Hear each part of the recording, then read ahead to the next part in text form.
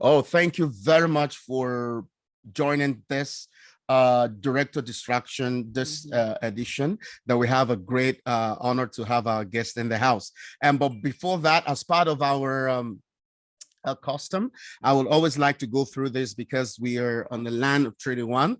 So we respect the treaties that were made on these territories. We acknowledge the harms and the mistakes of the past, and we dedicate ourselves to move forward in partnership with indigenous communities in the spirit of truth and reconciliation and collaboration. Thank you very much. Now, before we meet our guest, I would like to go through a snippet of who our guest. Thank you so much once again for joining us. We appreciate you on another edition of Director Distractor. We want to talk about child mental health. And today we have our amazing guest with us, Auntie Constance. Her name is Constance Murdock. She is from Fisher River Cree Nation, Manitoba. She's married to Samuel, and we'll be celebrating 45 years together this year. I can't believe that. You look so young. Oh my God. I received that grace to celebrate 45 years with him. She has 3 sons, Derek and Darcy, 44-year-old twins, and Joshua, 31 years old. She comes from a large family of 12 siblings. Our youngest brother passed on 2 years ago. Sorry to hear about that. Our parents both passed on also. Our granddaughter passed on 4 years ago. Our mother passed on 2 weeks later. Our son was devastated, still suffering from the loss. I can imagine it's a lot to bear. She has been serving the Lord for 32 years and still moving forward. She attended Bible college and university. She has master's in social work. She was also involved in women's ministry and Sunday prior to moving away from Fisher River. She currently works for Manitoba First Nation Education Resource Center as a student facilitator, the mental health. Thank you so much, Auntie Constance, for joining us. And we are so sorry for all the losses. I know, thank God for Christ. Thank God for the hope that we have in him. And I know it's Jesus that, he has been your strength, and you've been able to carry on with all these losses all these years. We're really sorry, and we pray that the Lord will continue to comfort you and your family in Jesus' name. Amen. Yeah. Thank you. Great. Over to Auntie Constance. Someone would like to meet you, and then let's hear from you before we dive into your child's mental health.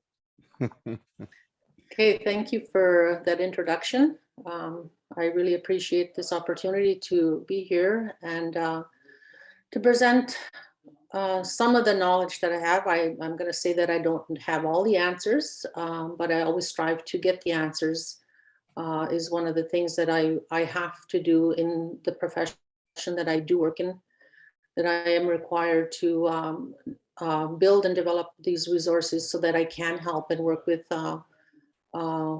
individuals. My heart has always been with children.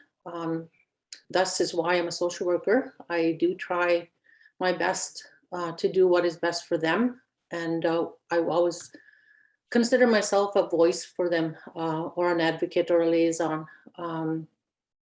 That's always been my goal when I first started social work. And as time went on, I slowly started getting into the field of mental health because of my own life experiences in terms of my own children. Mental health is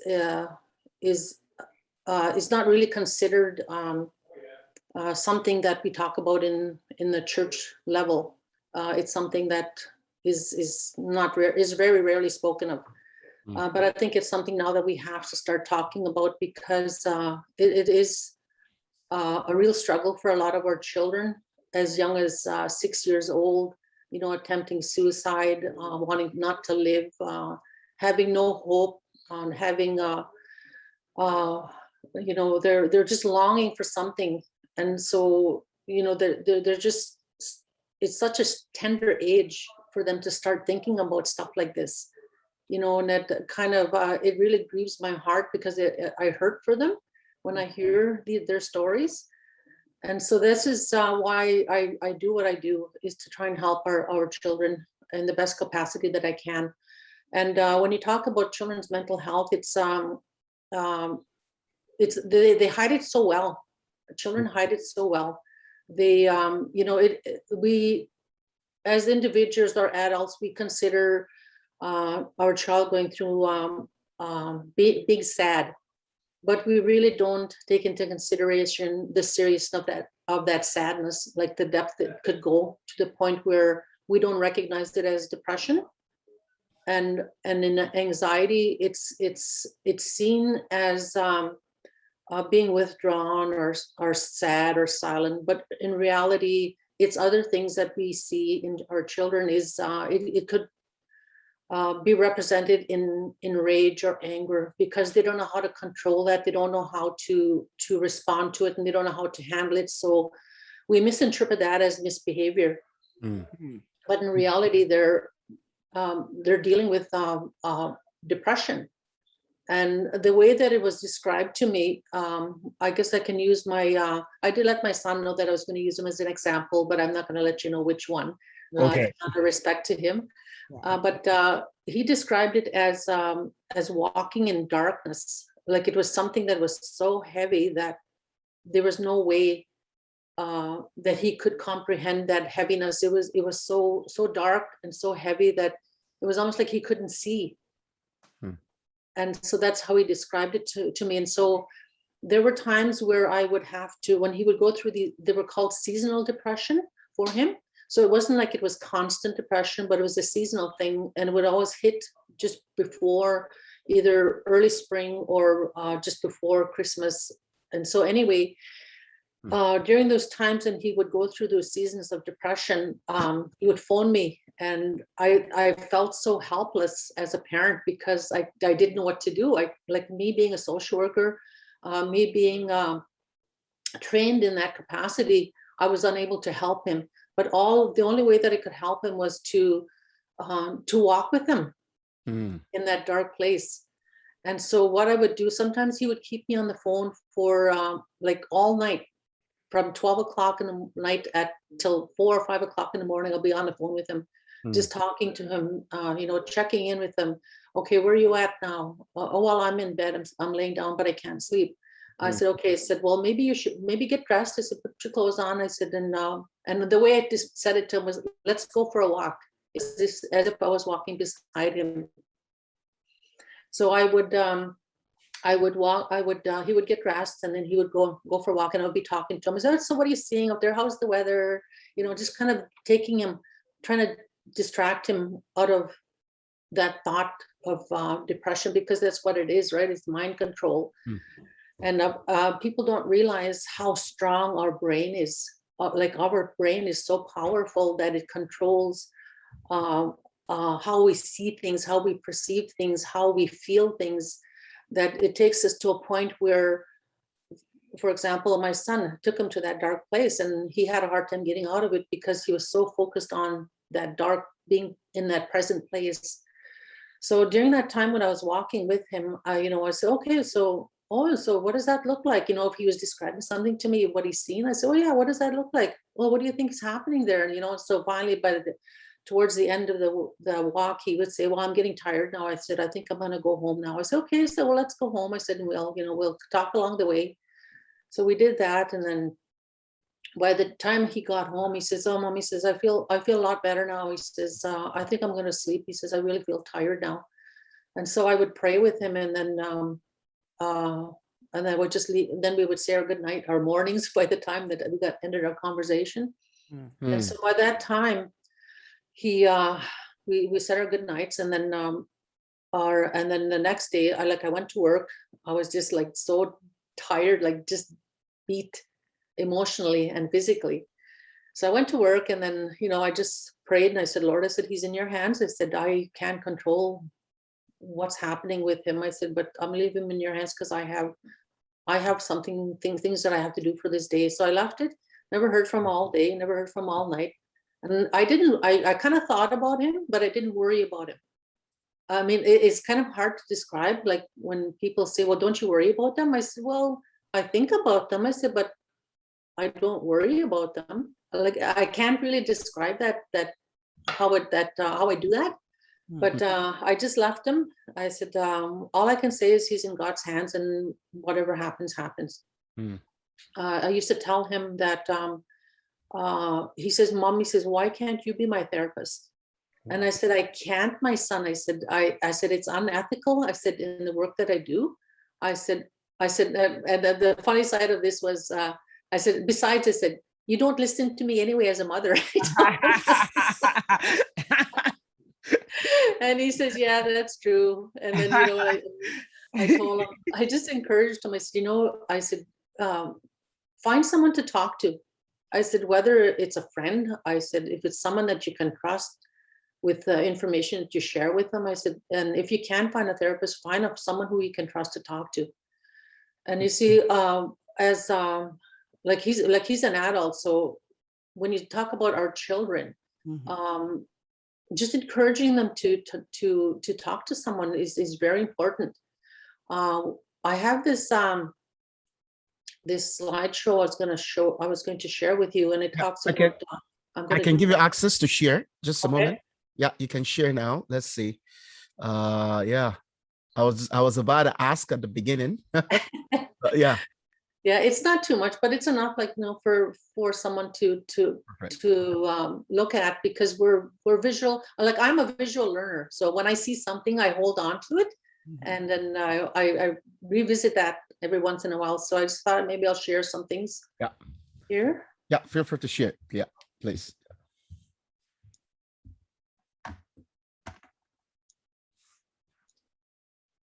Perfect. Okay, can you see that? Yeah. Yes. Okay. It's not letting me share. I want to make sure everybody's seeing this. Let's know if you can, please. Yeah, so that you don't miss any part of this. Just put it in the comments if you can see it. It'll be great. Great. And it's not a very long presentation. It's okay. Something necessary, you can see it. Good. Great. Good. Okay. Yeah. Okay. So anyway, I was just sharing my story, what I went through with my son, and some of the things that he struggled with. And when you mentioned the topic of nurturing your child's mental health wellness, I thought that's an awesome topic to talk about, because I do a lot of this with the schools and the children that I work with in different communities. And so when you look at a child's mental health wellness, we often look at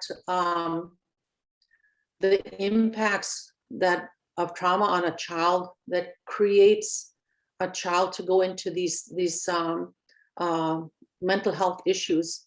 And when you look at all this, it talks about the impacts. It impacts the relationship. It impacts our emotions. A lot of time our kids don't know how to control their emotions. And so in the schools, we teach a lot of self-regulation strategies to help them understand that they can control their emotions.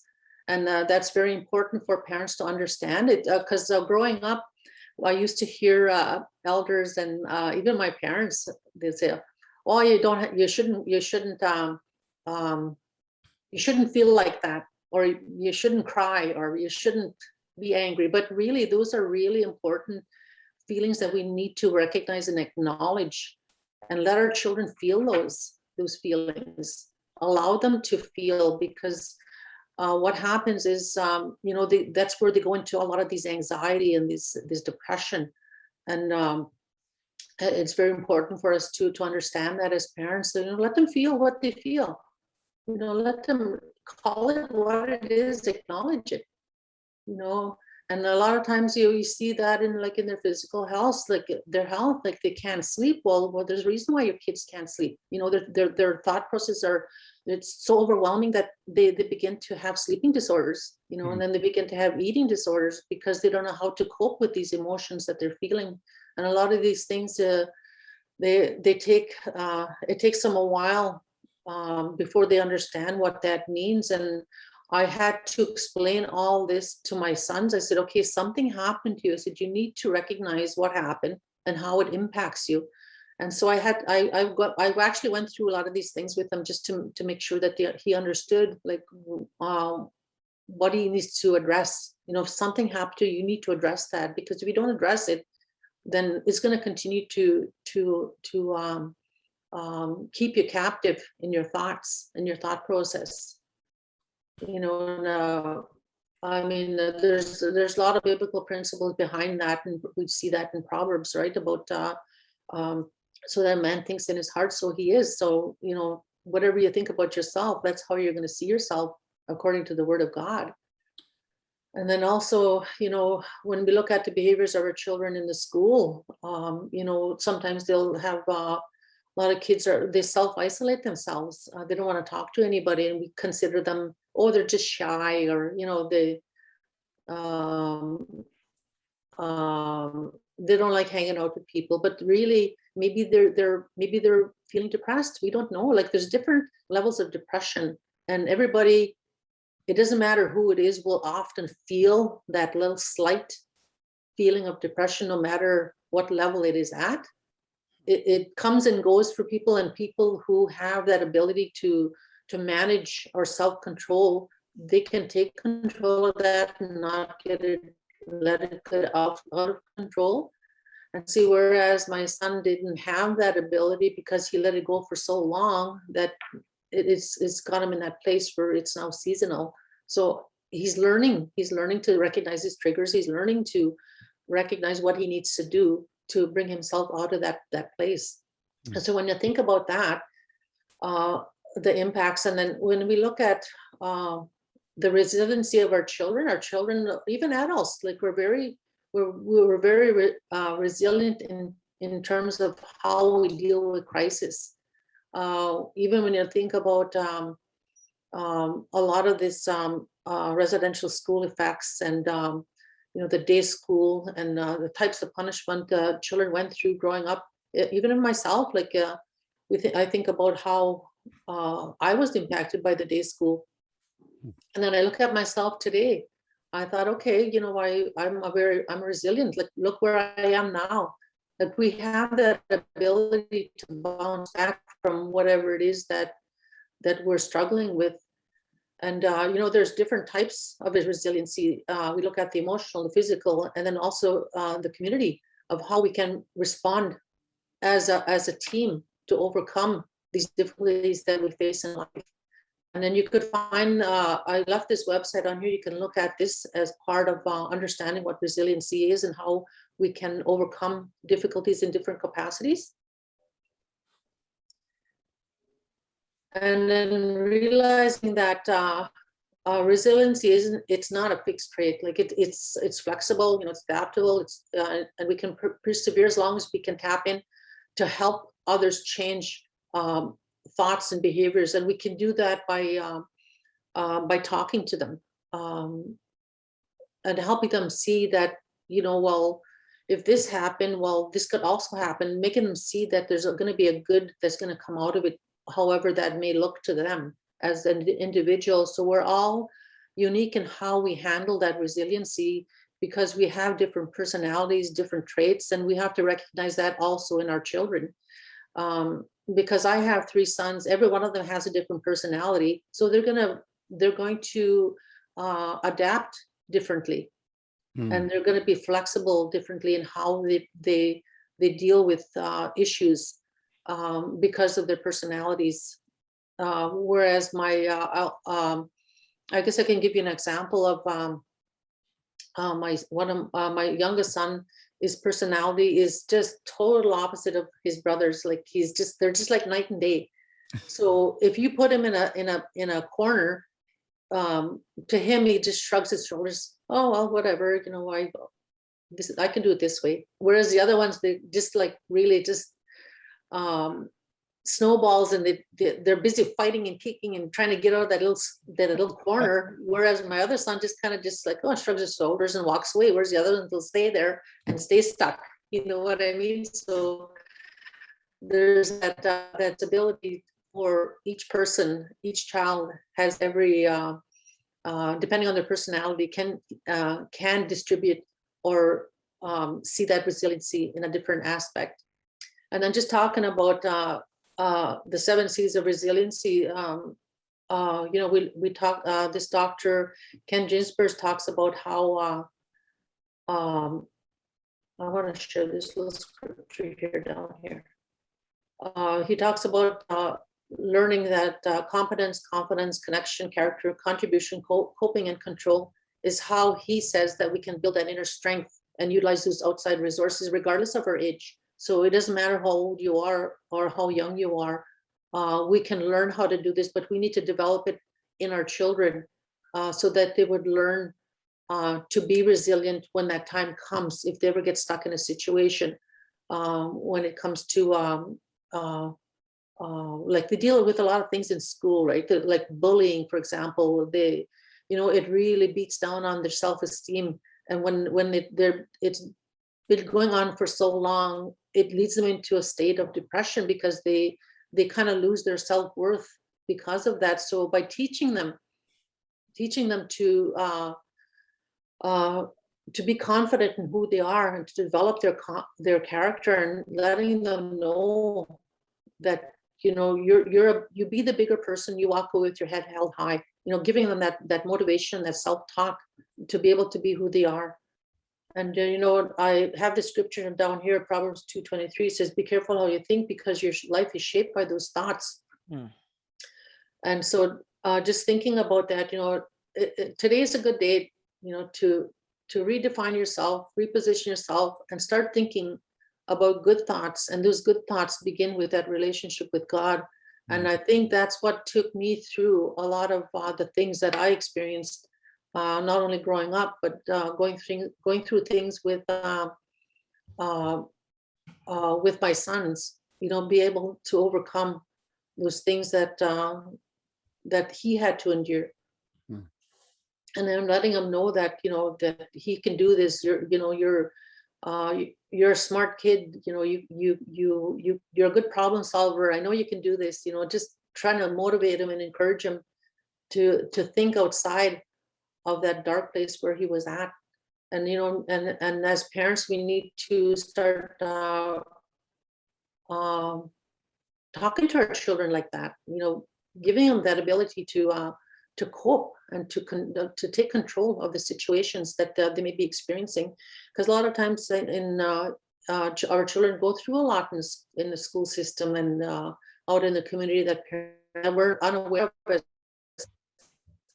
parents. And so that's why it's very important to have those communication lines open to them, so that they can go to you and be able to talk to you and not judge them for the things that they do, and accept them for who they are as individuals.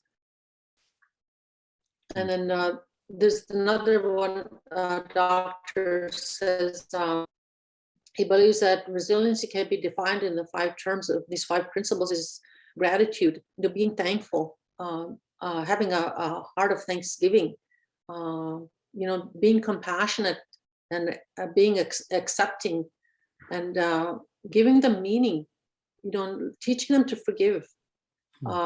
That's one of the hardest things I find for children is having them practice forgiveness. They don't understand, like say, well, you need to forgive them. And they'll say, well, why? They hurt me, So we've got to teach them how to forgive. And all these examples, these principles that we see, these are something that we as parents need to role model for them, so that they can practice these principles also. And I know that I know that when my sons were younger, we didn't serve the Lord for the first 9 years of their life. So we had a lot of unlearning to do in terms of how we parented them, compared to when we parented our younger son, who was raised in a Christian home. So there was a difference in why their character and their personalities were different, because they were raised in different environments growing up. So now I had to go back and I had to relearn my older sons how to be thankful, how to be compassionate, how to accept differences, how to have meaning in life, and then how to forgive. So where I find a lot of our kids are stuck is they don't know how to accept who they are. They don't know how to forgive others because of hurts of the past. And I, even as a parent, had to go back and tell them, please forgive me for not presenting the proper parenting that I should have when you were growing up, because I was raised differently. And so I practiced the same parenting patterns as my parents did because of their residential school impacts that they had brought forth. So it was up to me as a parent to stop that cycle, and show them that this is what I need to do from here on in. And so they understood, and they accepted, they forgave me and said, well, Mom, it's not your fault, yeah, I'm thankful that I have you now, and that you changed your life, so this kind of opened that door to helping them, so that we know that whatever we put into our children, that's something that is going to be withdrawn for them. So that goes on to this next slide. What are you depositing into your child's life? And what are they withdrawing from that? So whatever you put into them, they're going to withdraw from that bank. So, so for example, like I said, being thankful for them. So when I'm choosing to be thankful for them, they're going to go back and they're going to be grateful for what they have. Whereas, as parents, we need to, are we depositing health into their well-being? Are we spending time with them? Are they presenting, when we spend time with them, are they taking that, and are they presenting that as having goals in life? So when we look at that emotional bank account, take that into consideration, and ask them if they need help. Where do you need help? Leading by example and doing the right thing, and following through with your goals. And you often hear that saying. I actually seen it in a cartoon also, where your parent is just yelling at you and saying, clean up this mess, and get outside, take your muddy shoes off, and then all of a sudden the phone rings. Hello. So use your tone of voice when you're speaking to your children. Because our children know us, right? They know who we are, so we need to lead by example. And by leading by example, you're giving them that opportunity to have build up a strong emotional well-being for them. And again, I can go back to my own life experience, because there's such a big age gap in my boys. There's about a 12-year difference. Wow. So when I look at that 12-year difference, that's why I'm saying I can make reference to that, because of the difference of how I raised them in the first 9 years of their life without God in my life, compared to my younger son, who was raised as an only child, but God in the picture really made a drastic impact on how they developed their self-esteem, their self-confidence, their emotional well-being, because I wasn't really depositing the things I should have been in my older sons, whereas in my younger son, I was depositing all the right things, which made a big difference. And that's why I had to go back and ask my sons to forgive me for not being able to parent them the way that I should have, because I had them at such a young age that I always tell people I grew up with them, basically, so that really made a big difference. And so this is just a fact sheet that I just wanted to leave with the parents, because this is the reality that we live with today, that a lot of our children do a lot of self-harming behaviors, and we need to know what to do in these situations as parents. We don't like to see what we see and hear when this happens, but this is what really happens, is as young as, like I said, 6 years old. Children want to die. They live like there's no hope for them, and that's so sad. Like I had to I had to go through this with my son that went through the depression. Same thing, and I called them on it, and it's okay to ask them. Are you going to hurt yourself? Like people, we're afraid as parents to ask that question, and of course we're afraid, because of that's our child, right?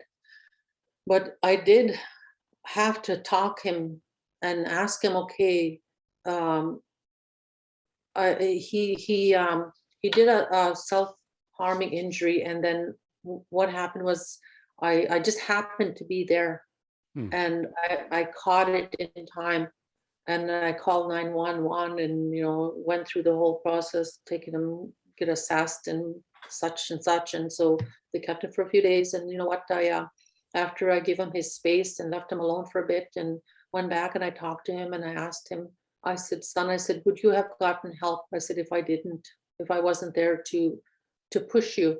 And he says, no. I said, so sometimes we have to push our children to the point where they're going to ask for the help. I mean, that's just my experience. I don't know how everybody else would react to that, but that's how I reacted to it at that time, because I knew he needed help, but it was up to him to ask for it. And only way that he would ask for it is because I pushed him to the point where he finally did ask for that help, because he didn't know how else to do it. So that's just a fact sheet to let you know that as parents, this is what you can do, and this is why they do it, and what self-injury is all about. It's all about the psychological pain that they're going through, that they have no other way to release it but by self-harming. And a lot of our children, it may not be like a lot of the kids that I work with, they self-harm by scratching up their arms, their hands, their legs, and they're all superficial, but it's a cry for help. And if you see that in your child, even if it's on their hands, just little scratches, that something's bothering them, talk to them. It's very important. Communication is, I always tell people, communication is key. And so here's this little poster that I always keep in my computer, because I share it with a lot of the schools and with parents that I talk to. These are some of the ways that we can help nurture our children's mental health. Like I said, we have to model our behavior. We have to learn to share, talk to them. Be patient, because a lot of times that expressive behavior is something that could be bothering them psychologically, and they're acting out. So be patient with them, and communicate with them, share your feelings, and validate how they're feeling. Don't say, oh, you shouldn't feel like that, or oh, you shouldn't act like that. Well, talk about it, find out what's going on with them, and then also just go out and be out there with them outdoors, and exercise with them, have scheduled family time with them, and then set boundaries, be respectful of those boundaries. Like I said, in comparison with my own experiences, because like I said, I grew up with my boys, and I didn't have the parenting skills back in the day compared to when I raised my younger sons. So I did set those boundaries. I was like their best friend, and so that boundary wasn't respected. So I had to build up those boundaries again, not only for my own health, but also for theirs. So I had to rebuild that boundary, and it was a hard process to go through, but I did it. Like, I had to do it for my own sanity, so to speak, and also for theirs, like to let them realize that you need to learn. You need to learn to problem solve on your own. You need to believe in yourself. I had to redo all that all over again, and it was hard. It was really hard as a parent to do that. So I just wanted to share this with you. And then I also have this resource and website list that the parents can refer back to, and where I found this information. This information I'm presenting is not my own. I cannot take credit for it, but these are things that I pulled out because it was something that I had experienced in life, and so I was able to share these principles and these concepts with you this morning. And so with that is all my presentation that I have this morning. And so if you have any questions, or if you have any comments, you're more than welcome to share those comments. I believe that, everybody has something that they want to share, or something that they want to make a comment on. You're more than welcome to at this time. I may not have the answers. Like I said, I'm learning as I go. And we are considered lifelong learners, so it's never ending. So I may share from your experience, who knows. But yeah, so that's my presentation for the day. Thank you Wow. so much, Auntie Constance, for imparting that knowledge in us. If you have any question, please feel free. Maybe you can unmute yourself if you want to, or if you want to put it on the comment section, you're welcome to do so. I think I'm going to go first. Can you hear me, right? Yeah. So would you agree that a child as young as 3-year-old could be having a mental issue? Oh yeah. Like I said, the age that I quoted is just because I work with school-age children that I can identify with that age. But yeah, they can be as young as 3. Wow. And what are going to be the sign if you think your child is having a mental issue? What are the signs that you will see in that particular child? In the age of 3? Yeah, any child that is having a mental issue, what are the signs that you will see in them for you to know that this child needs help? Well, you're not as a student support facilitator. The things that I've recognized in the children that I've worked with, I've noticed that they would say things, or it would be key words that they would bring out, or it would be in their drawings. Like I used a lot of play therapy with them also, and art. So I would see these signs that are in their pictures, or words that they would say, well, I don't feel like I feel like dying sometimes. So you kind of have to think about, like, so okay, if they say that, then there's something internal happening with them that's causing them to say those words. So it could be anything from even their behavior. Like I said, sometimes depression or anxiety will come out in anger. So it comes out in, like I said, in different ways. Okay. Madhu has a question here. She says, before Madhu, Mercy asked, she was saying, thank you so much for that powerful presentation. Trauma is a hard thing to deal with. Yeah, trauma is a hard thing to deal with. Then next to Madhu asks, thanks for sharing the tips on event that can trigger depression. Can you kindly explain more about thinking about our children but not worried about the issue? Yeah, you see, that's what I said. It's hard for me to explain to people because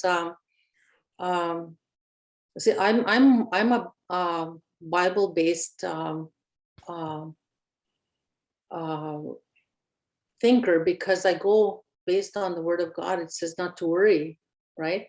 I mean, you can think about stuff, but you don't have to worry about them. We don't have to, like, worrying is something that it's constantly playing over and over in your mind. Oh, what if, when we don't have control over the what ifs, but we do have control over the here and now and what we can do. So as a parent, I don't worry about my boys when they're out there, but I often think that, okay, well, I hope they're doing the right thing, or I hope this is not happening to them. And then I leave it at that. I don't ponder on it. I don't replay it over in my mind like a record. Oh, what if this is happening? Oh, what if they're doing this? Oh, what if this happens? Like, that's worrying, right? It's something that's playing over and over and over again in your mind. And that's why I said that's the difference between thinking about it and worrying about it. I don't replay it over and over again, where it overtakes my life to the point where I'm feeling sad or I'm crying all the time. Where that's why I say whatever is not in my control is in God's control. So I kind of leave it at that. And it's the same concept as when you think about it in an emotional aspect of it. When you're starting to go through things in life, whatever is not in your control is what people say about you, right? Or what people do to you. But what is in your control is how you react to that or respond to it is in your control. And it's the same concept as thinking and worrying. I think some kids or some people, they have maybe their personality is kind of like an introvert, right? They just want to be by their home self. They don't want to mingle with people, or maybe they don't want to associate with people. Would you say that this is a sign of mental illness? In terms of the introverts and the extroverts? Yeah, some kids, introvert, right? Or maybe let's say you spot a child, you have a kid that's you just discover he or she likes to be by themselves. Yeah. And others, like, they are always like to be outgoing.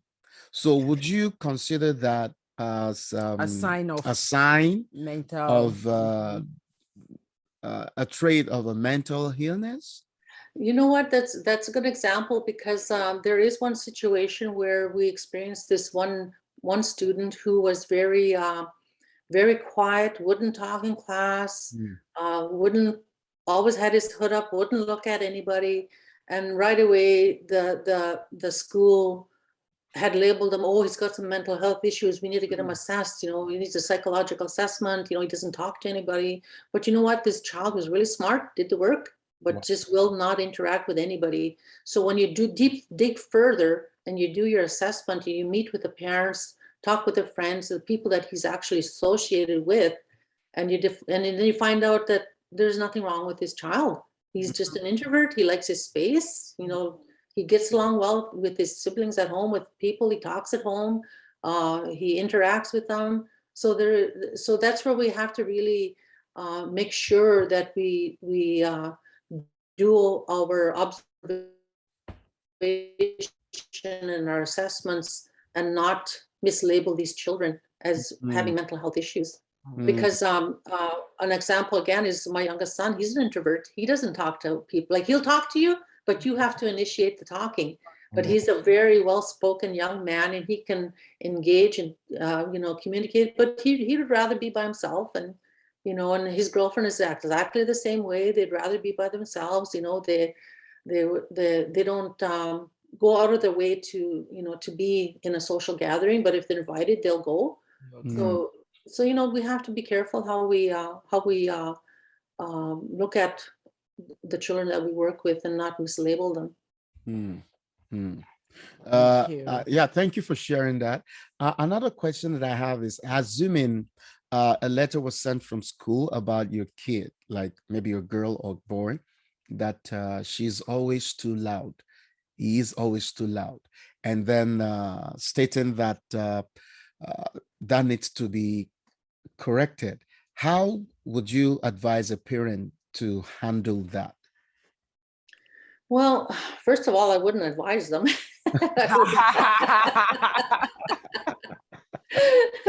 Sometimes it's just that child's personality. Like, they could be just very loud and just don't know how to use their indoor voice.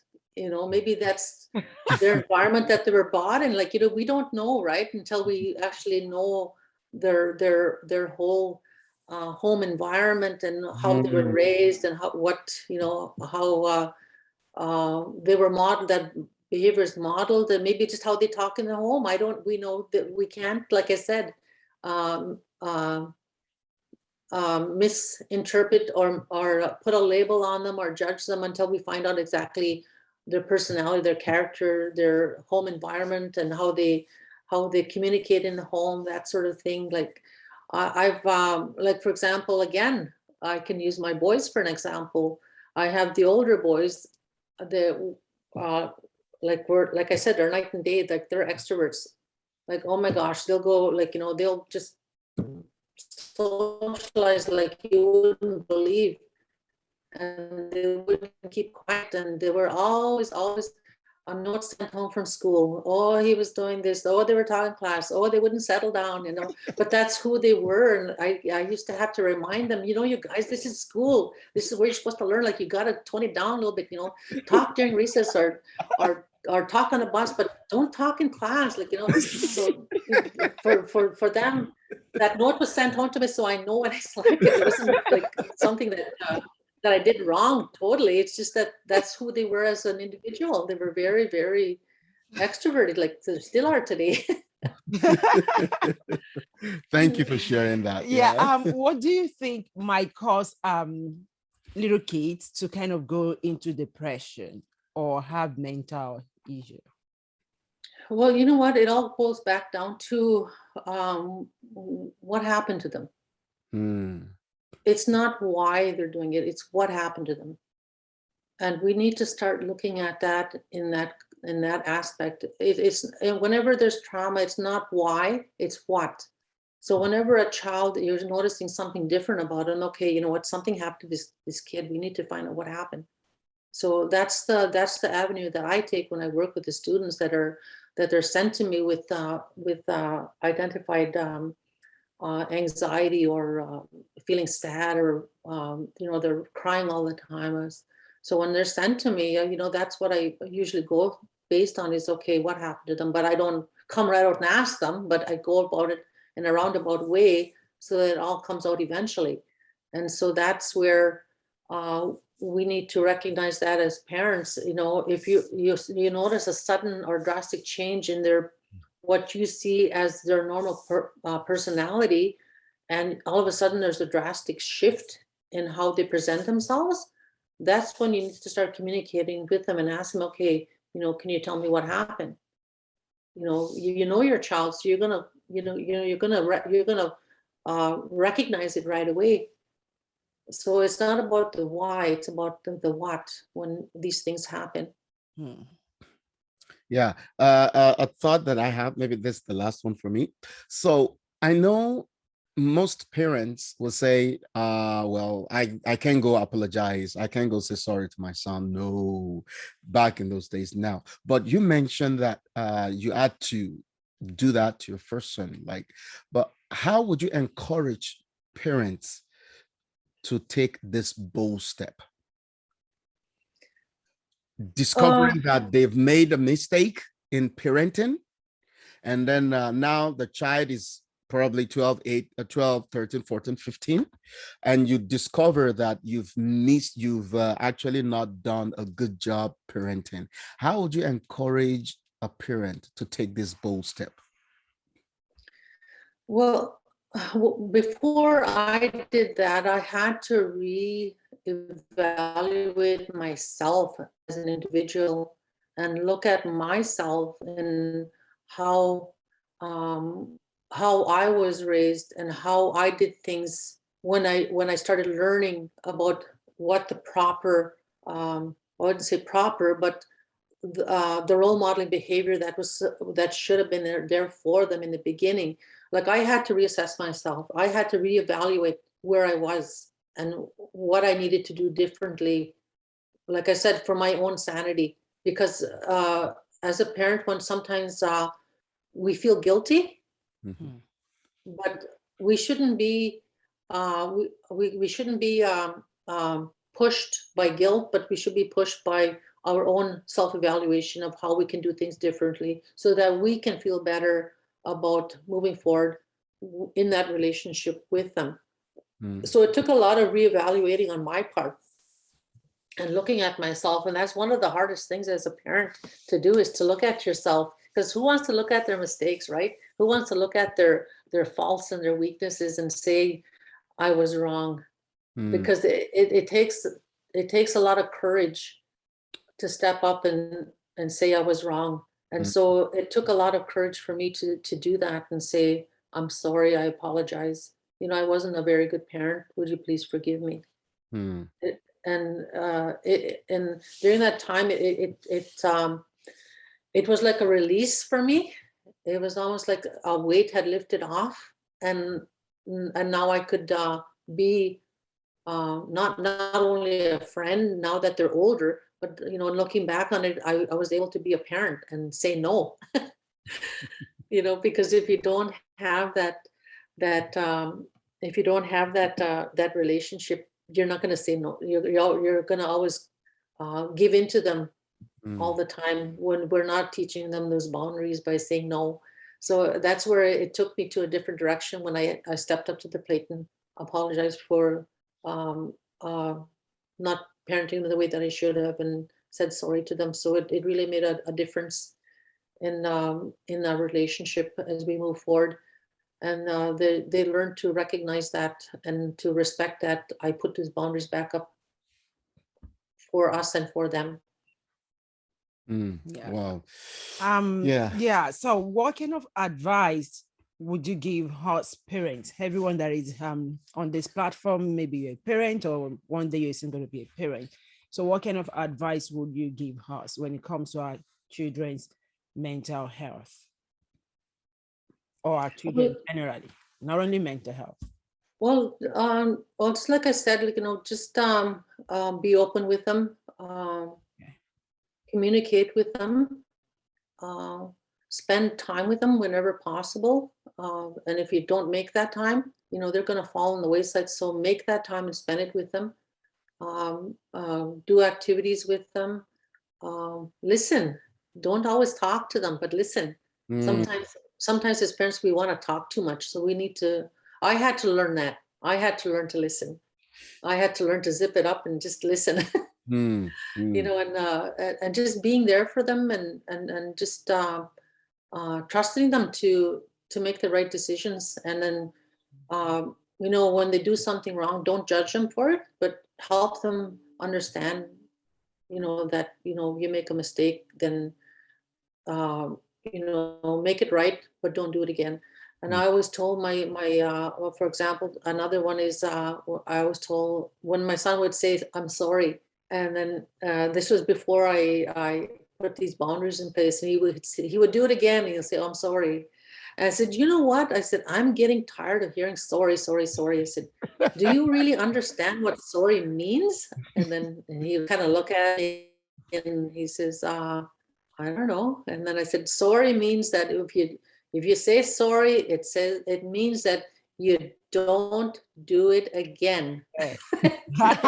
So I said, so if you make a mistake, I said, don't come and tell me sorry again, because I'm not going to listen to you at all. So I wanted him to understand that, when you make mistakes, it just means you don't repeat it again. So, just being open with them and not judging them for it, but explain to them, there's always going to be consequences. So just be aware, be open and be there for them, and trust them to come to you when things are being difficult for them. Great. Thank you. Yeah. Wow. Are there resources out there that we parents can read, or places where we can go to learn more? In the slide, sorry to cut that. On the slide, she shared the resources. Okay. Yeah, no, she can. Yeah, she can add to that. I'm sorry. Yeah, they're on if you save the slideshow there, or if you want it, I can send it to you, and you can look at the resources that are available to the parents that are listening. That there's a lot of resources out there to help you with answering a lot of your questions. Like I said, I may not have all the answers, but I always do my best to do my research so that I can have the answers for parents that have questions. Great. Yeah, it's been a great ride. Yeah, thank you very much, Auntie Constance. You're welcome. It's a great honor, pleasure to have you be part of this and sharing from your experience, not holding back. And then you didn't hesitate to say no, and you're just like, "Yay, I will definitely do this." And I love that. Thank you very much. It's a great pleasure. Yes. Yeah. And to everyone that has joined, I know a lot of people are share of cameras, but fine. We appreciate you. Thank you very much. Auntie Mercy, thank you. You've been a great resource to us as well. I really appreciate that. Auntie Bosse, and then all the aunties in the house. Thank you very much. Onwoferia, thank you. Onwoferia Joy, thank you very much. Auntie Bosse Madu, Linda. Yeah, I'll not be able to see everyone here. Thank you. Hi. Daughter. Thank Hey, you. Galaxy 10. Hi, Galaxy 10. The name is okay. In the for a couple of minutes, do anyone have something to say? Please, here is the room open. Hi, my name's Lana. Hey, hi Lana. Hi, Nice to Lana. meet you. Yes. So listening to everything, one of the things that I believe is that family dynamics is really key to how we raise our children. And you know that saying that children learn what they live. So some families may come from a very distraught type of environment. And so that's where our children are learning what they're living. And it's kind of sad. Others are brought up in a Christian home, others aren't. When we become a parent, we do not have a manual, right? Babies don't come with a manual. Parenting doesn't come with a manual. So some things are just learned from what we were brought up with, and other things are, you know, if you came from a broken home, perhaps that's something that you don't want to take into being a parent, and so you're going to find ways of doing the best you can as a parent. Others just, they're in that rut and they don't know how to get out of it. So they just, they do the best they can. And, like Constance was saying, we can't judge people. Only God can judge. So we can't judge people. But I think just having that listening ear, offering some type of assistance, and like I work with Jordan's principal. I'm the case manager in Fisher River, and so I work with children living with special needs. And so different service providers that come to our community to help, such as Constance.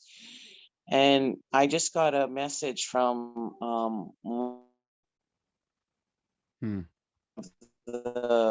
from a child in school, and he's traumatized from it.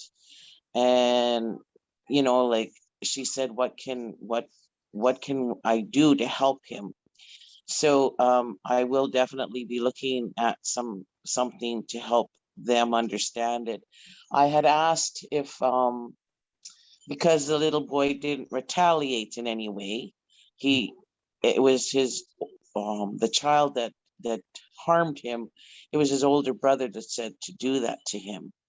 So we don't know the circumstances, but when trauma is brought to a child, if a child does not know how to express that they're traumatized in any way, that's where we look for those different signs of my child is troubled by something. And again, with the introvert and extrovert, it's really kind of hard to know.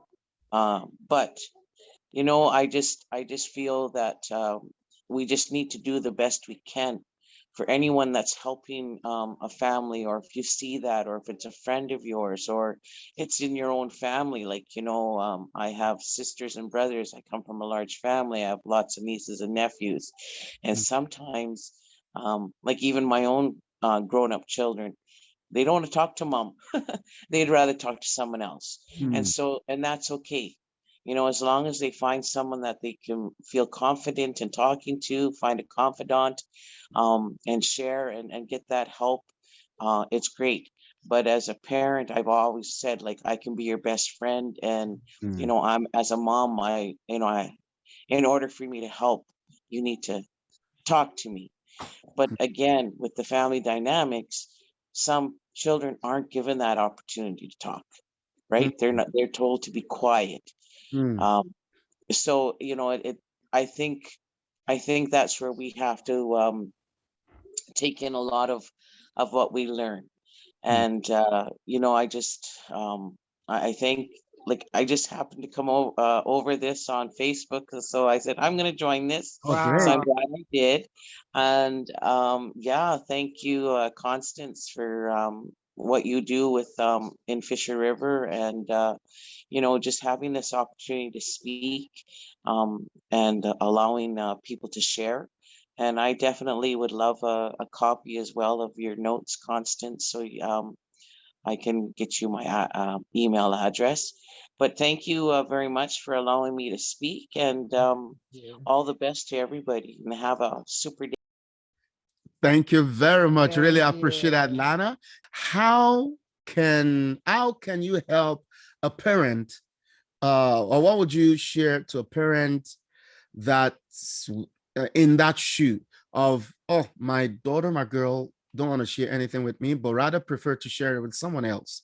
To me, I felt like, oh, is he or she not losing trust? If I'm in Well, that state, how would you help someone? Yeah. so I believe that we can build relationships with our children. Mm. Mhm. And sometimes, you know, like I have told my children, like, you know, I can't help if you don't tell me. And Mm. there's things that they will share, and there's things that they feel that, because growing, like, when I, you know, with my children, I was in a bad relationship in a marriage. And Mm. so my children were recipients of that. When I was being abused, I kind of took it out on my children. Mm. So it was my own fault. But what I would share is that no one's perfect, Mm. and that it's okay, you know, to talk with someone else. But sometimes I think what I would have to say is that, you know, in order for me to fully understand, and there might be some things private, because sometimes what I find with my own children is that they will tell someone else and they finally will tell me. So Mm. it's just, being patient, trusting that they have found someone that they can trust in. Mhm. And then sometimes they do think they found someone, and they were, you know, maybe gossiped about. And Mm. then that's when they've come to me. So I think it's a matter of being patient with your child, being patient with your young adult, you know, and just allowing them to kind of building their own self-confidence, right? Self-confidence isn't an easy thing. You want to fit into the crowd, so you kind of do what the crowd does. Or if you know that it's not right, but you know, because there's so many roads that a person can travel on. And so you might go veer to the right, and it's like, okay, I don't like that, you know. But I try and let my children know that it's okay if we make mistakes, because I made mistakes in my life, Mm. and I have grown from them. I have learned from them. And so if you make a mistake, and if, you know, I think just allowing your children to know that it's okay, that we make mistakes, that we may not make the right decisions, but that mom is always here, or dad, depending, is always here to listen. And when you're ready to speak to me and share with me, I'm here with you with open arms and an open heart, because I love you, and Mm. I love you unconditionally. So I Mm. think we have to give a real positive message to our parents that, you know, just be positive about it. Mm. Don't worry about how you were brought up, but just kind of, like, I have I have shared some of the mistakes I've made in life with my kids. So they had a better understanding about me, which I think helped them to be able to trust, oh, you know what, my mom went through these things, like, but it's so funny because sometimes my kids say, yeah, but that was in your day. I said, yeah, but in my day doesn't really matter because it could be today too. So that we can't put that, like, it's funny. I mean, yeah, but that's how you were brought up. I said, yes, but it was a good way I was brought up. But if you don't like it, we can change some things, right? So I think it's giving them options, trying to fully understand them, letting them know they're loved, that they're cared about, that that you can be their best friend, and it's okay if they find another confidant. My mom was my confidant, so it was great. And then sometimes I think it's a matter that some people just don't want to share. They don't want to tell anyone. And that's where the signs of maybe depression or self-harm come in. And that's when we can intervene and help to look after somebody in a better way. Because some people, like Constance was saying, it could be that they could be cutters, they could be where they're not eating, they make themselves sick because they have to fit into this group of a perfect Barbie type of body. You know what I mean? And children, like children, I have three grandchildren. I have a 6-year-old, a 5-year-old granddaughter, and a 6-month-old grandson. And my 5-year-old is in kindergarten, and my 6-year-old is in a grade 1, and she put herself down. She says, I'm not as smart as Bella. And so we have to say, oh, yes, you are, because not all of us have the same level of education, but we certainly have a lot of good things about ourselves. And those can be brought Mm. up. So it's encouraging, and never get anyone to label your child, and never ever say you're a bad kid. I always say you're making wrong choices and right choices. So I think just giving that information to others. I'm not an expert in anything. I am a nurse of 37 years, and I've learned a lot. I've learned a lot as throughout the years of my life, and just taking some of the things that I've learned and sharing. And it's up to that individual as to what they want to do with it. Great. Thank you for sharing that. Thank you, Constance. And Constance, thank you very much for everyone that has been part of this. I really appreciate Sam and Kemi. Really say a big thank you. Is Director Distractor, are you really, and we're just coming off the topic, your child's mental health, with our guest, Constance Murdock. Thank you very much for being part of this. And the resource will be online for you to watch. And please share, subscribe, and leave your comment. And if you need a contacts of our Constance Murdock, she has a Facebook account, and then you can contact her via Facebook account. She will definitely respond to you. Thank you very much. And it's Director Distractor one more time. And it's been a great ride for today. Thanks, Constance. Nice to see you. Yes, thank you, everyone. Thank you. Never get to see you. No, we don't. And we hope you have a wonderful week. We hope you have a wonderful week. And then God bless. Bye-bye. It's Director Distractor. Keep living the best that you can, and let's make the world a better place. Thank you. Bye-bye. Amen. God bless.